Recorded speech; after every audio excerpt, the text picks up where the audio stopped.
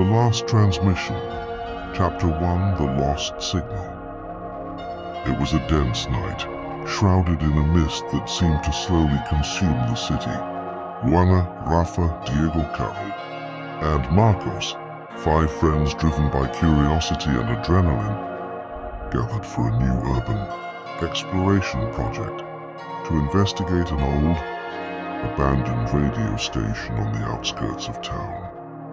The place, surrounded by macabre stories and conspiracy theories, had been the site of a mysterious fire decades earlier. Since then, rumors persisted that the station, although deactivated, continued to emit strange signals on dead frequencies.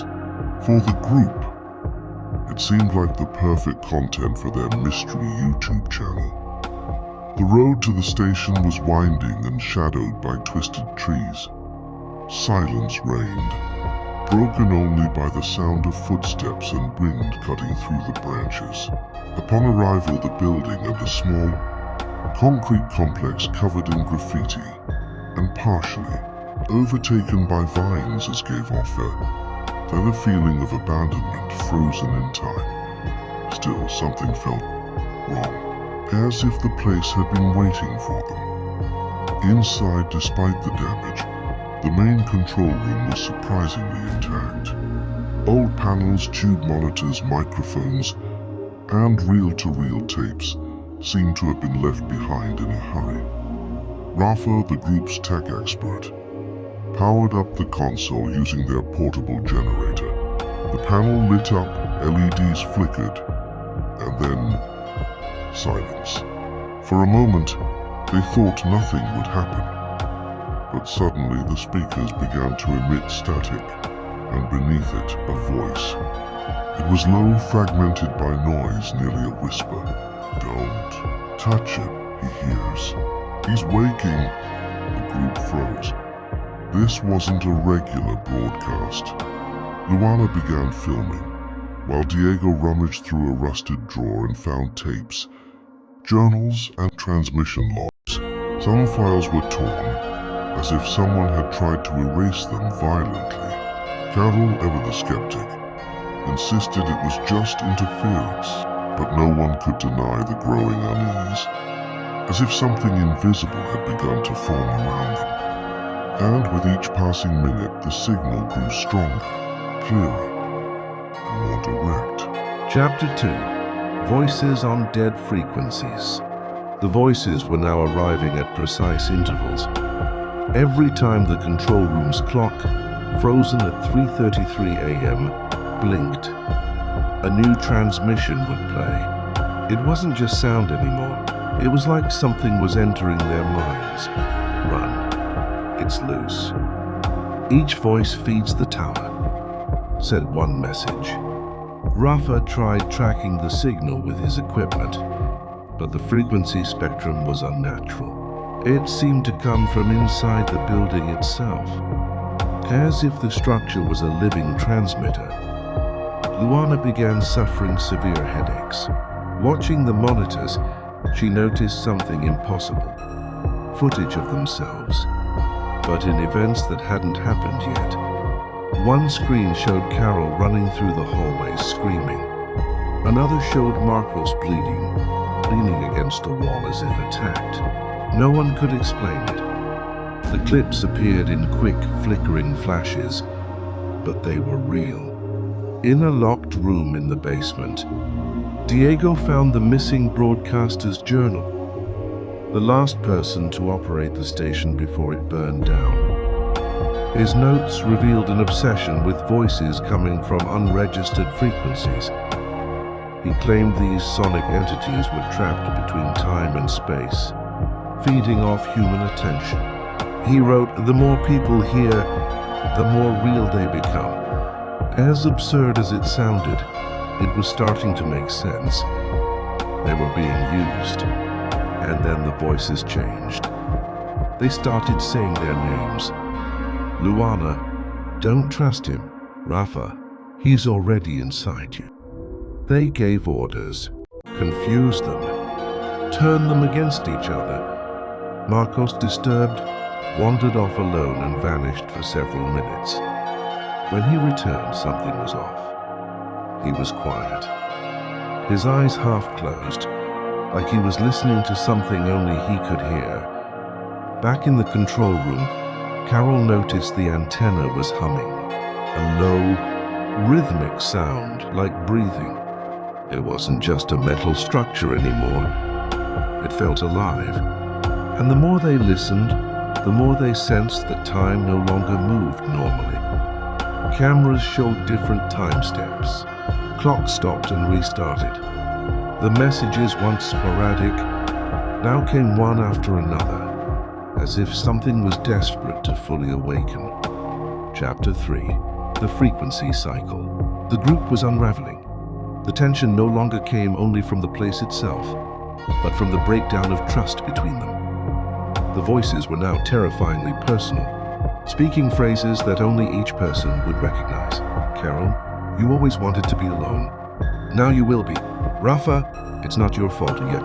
The transmissions were shaping their behavior, as if they were trying to isolate, manipulate, control.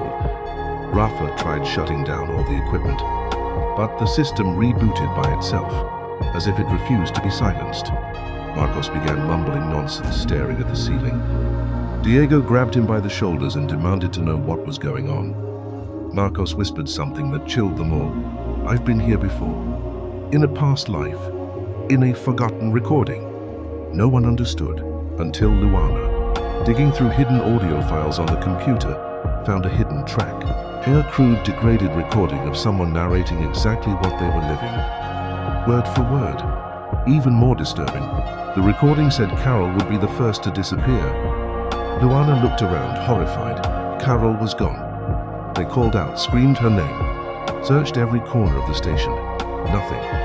The only trace was her microphone on the transmission room floor, still on, emitting a steady, rhythmic sound, like mechanical breathing. Now we are 6, said a new voice, deep, distorted, almost inhuman, echoing through the speakers. Diego then remembered the antenna. Since arriving, he'd felt something was wrong with it. He suggested climbing the old rusted tower to shut everything off from the top. He and Marcos grabbed flashlights and began the ascent. Luana stayed behind to monitor the transmissions. As they climbed, Diego noticed something disturbing. The wires were covered with a dark, organic substance that pulsed in sync with the station's humming.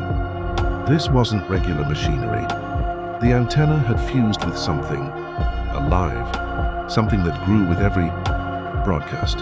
From the top of the tower, they saw a figure in the woods below standing still, watching. Marcos pointed his flashlight, but it flickered. When it came back on, the figure had vanished.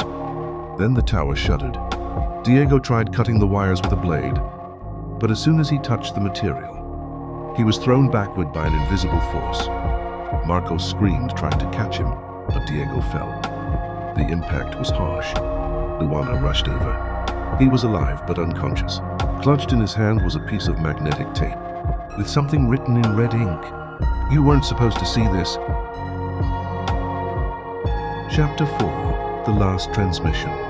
With Diego unconscious and Carol missing, Luana and Marcos were emotionally broken. Time no longer made sense. The clocks were frozen and the sky never changed. Darkness was constant. Back in the control room, Luana reviewed the last recordings from the cameras. What she found made her blood run cold. Footage of herself, sitting in front of the mic, sunken-eyed, desperate, saying, "If you're hearing this, don't come. We're already dead." It was a message she hadn't recorded yet. Luana finally understood. The station didn't just broadcast voices from the past or the future. It transmitted fates. Every interaction with the system seemed to generate temporal echoes, possibilities that became real the moment they were heard. Her voice was already in the files, which meant something was about to happen. Marcos, in shock, kept muttering, "It's a cycle. We're the content. Someone's always listening." Desperate, Luana made a decision to send one last message. A real warning. Her voice, her words, to stop others from coming. She adjusted the settings, turned on the mic, and began to speak. "If you're hearing this, run, don't come here. The voices aren't echoes. They're traps. They think they grow stronger every time you listen. She sent the message to the channel and scheduled the video for automatic publication. Moments later, the entire building trembled. The lights went out. The last footage from the camera showed Luana surrounded by faceless shadows, rising from the walls and floor like living static. Marcos vanished in a scream, and Luana just stared into the lens, repeating the same phrase now found across dozens of strange transmissions. "Don't listen, please, don't listen." Days later, police found only burned equipment, bloodstains, and a laptop still uploading a video titled "The Last Transmission." The video went viral. Theories flooded the internet. Curious explorers tried to retrace the group's steps. None returned. And strangely, with each new disappearance, a new voice was added to the signal, until someone realized every voice belonged to someone who had watched the video to the end. Because in that place, deep within that tower, curiosity isn't just human weakness. It's the key that unlocks an eternal cycle of horror. And now that you've heard it, maybe you're part of it too.